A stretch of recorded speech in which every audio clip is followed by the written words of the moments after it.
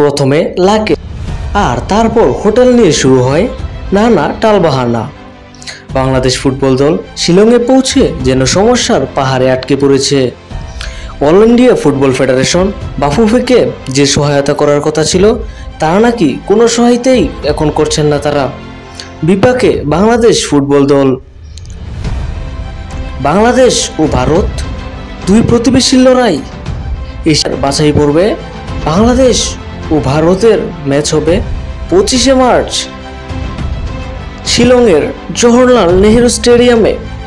বাংলাদেশের ইচ্ছে ছিল সেই স্টেডিয়ামেই প্র্যাকটিস সেশন শেষ করবে,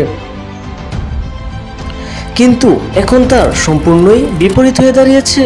বাংলাদেশ দলের জন্য অনুশীলনের জন্য তাদের দেওয়া হয়েছে স্থানীয় বিশ্ববিদ্যালয়ের একটি মাঠ।